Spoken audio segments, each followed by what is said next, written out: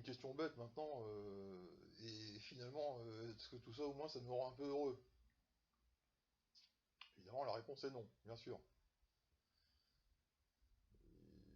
Déjà, dans la Bible, on sent bien que, bon, l'arbre de la connaissance, ça apporte que des emmerdes, hein. Adam et Ève, le paradis, chassé sur terre, gna gna gna, tu enfanteras de la douleur, tu te gagneras ton pain à la sueur de ton front. Euh, Finalement, ils seraient restés au paradis comme deux abrutis, hein, ça aurait été parfait en fait, hein. Ça aurait été parfait. Mais voilà, la connaissance, la connaissance, la connaissance. Bon, la philosophie, c'est de toute façon quelque chose qui ne cherche pas à rendre les gens plus heureux qu'ils ne sont. C'est pas le but. Le but, encore une fois, c'est de découvrir la vérité. C'est pas de rendre les gens heureux. La possession de la vérité doit rendre les gens heureux, effectivement, mais pas heureux comme s'ils avaient gagné euro million. Heureux, mais d'une manière plus symbolique. Alors, je vais pas vous faire le coup des philosophies du bonheur, hein, il y en a deux très connues, le stoïcisme, l'épicurisme, qui disent chacune que le bonheur, tatati, ça dépend pas de nous, et finalement, il faut laisser faire le destin, et tout ça finira très bien. Bon. Ce qui me paraît, moi, plus intéressant, c'est le point de vue de Kant, pour deux choses. À la fois sur le bonheur et à la fois sur ce qui fait qu'on reste ensemble. Pourquoi est-ce qu'on reste ensemble? Puisque finalement, on n'est pas capable de se rendre heureux. Nous, les êtres humains, les uns par rapport aux autres. On est incapable de se rendre heureux. Enfin, je veux dire, il suffit d'écouter les Parisiens, on a l'impression qu'ils habitent au Soudan. C'est la misère la plus totale. Les types des cités, on a l'impression qu'ils vivent au Congo. Faut quand même se calmer, les gars, hein? On est dans la sixième puissance économique mondiale. Il y a des moments, il faut un petit peu d'humilité, quoi. On souffre, peut-être, mais il y en a quand même qui souffrent un peu plus que nous, hein. Puis un gros paquet, hein. Un gros, gros, gros paquet. Donc, le bonheur. Que nous dit Kant du bonheur? Donc Kant, c'est un très grand philosophe allemand qui a écrit beaucoup de livres, mais qui est surtout connu pour trois critiques. Critique étant à prendre au sens d'analyse. La critique de la raison pure, donc celle dans laquelle il étudie les pouvoirs de l'esprit. La critique de la raison pratique, qui étudie la morale. Et la critique de la faculté de juger, qui s'intéresse aux beaux-arts et à notre connaissance de la nature. Alors, à un moment donné, euh, Kant écrit bien sur le bonheur. Le bonheur est un idéal de l'imagination. C'est un idéal de l'imagination. Qu'est-ce que ça signifie concrètement? Ça signifie concrètement que quand on pense que quelque chose va nous rendre heureux, c'est non pas la véritable connaissance de la chose telle qu'elle est vraiment, c'est plutôt l'image que notre esprit en fabrique. Je prends un exemple tout bête. Être PDG, gagner 50 000 euros par mois, tout le monde en rêve. Ça, c'est l'imagination. La réalité, c'est que le PDG, il gère des entreprises avec 10 000 salariés. S'il se plante, il est coulé, il est viré, il a la responsabilité des familles de tous ses salariés à qui il doit permettre de gagner leur vie correctement pour pouvoir continuer justement à entretenir leur famille. C'est aussi, il y a des petites charges de responsabilité quand même, hein. Mais ça, par contre, l'esprit ne le voit pas. Parce que l'esprit, il est juste dans l'imagination. L'imagination, c'est une représentation qui ne repose sur rien. Donc on est sur, oh là là, 5000 euros par mois, la grosse voiture, la secrétaire. Alors que la connaissance, elle, la connaissance de la raison, la connaissance rationnelle, elle nous dit, non, non, non, c'est pas aussi simple que ça, hein. C'est encore un autre exemple avec Kant. Ça, tout savoir, tout savoir. Alors les gens disent souvent, ah oui, oh là là, qu'est-ce que j'aimerais tout savoir. Et quand on dit, mais non, mais s'ils savaient tout, ça serait horrible. Tout savoir, c'est tout savoir sur les guerres, tout savoir sur les morts, tout savoir sur le mal humain, sur le vice humain. C'est désespérer de l'humanité. Au contraire, il faut être heureux de ne pas tout savoir. Mais ça, c'est la raison qui nous dit ça.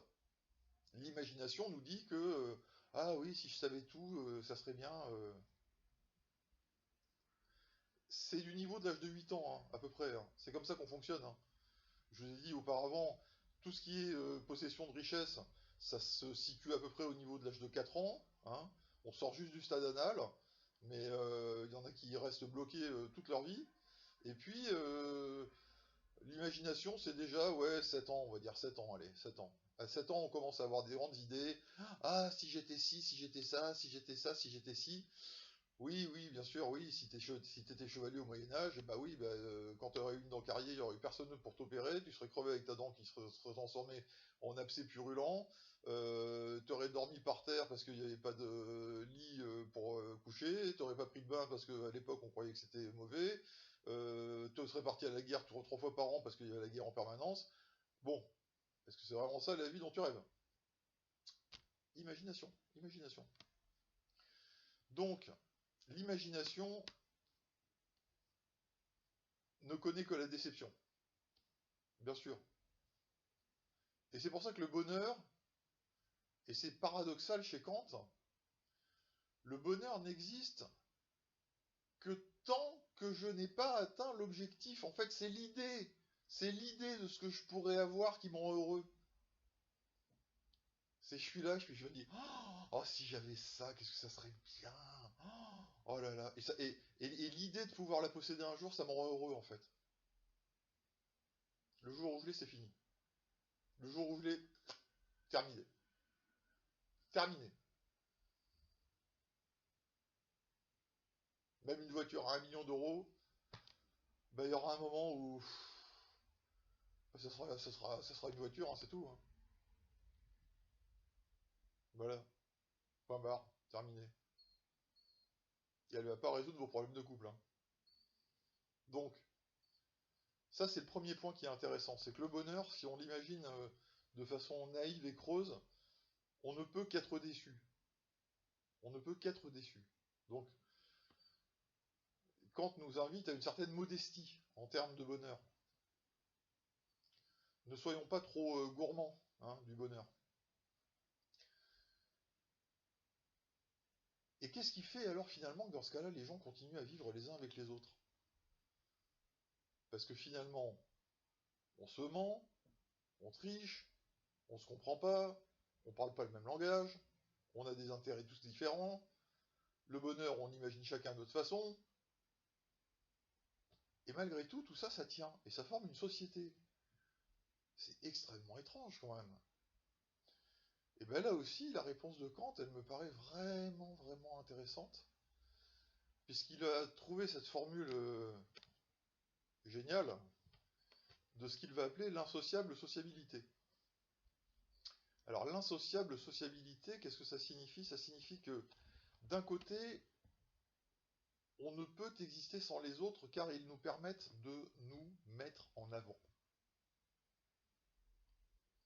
Grâce aux autres, je peux étaler qui je suis, ce que j'aime, parce que euh,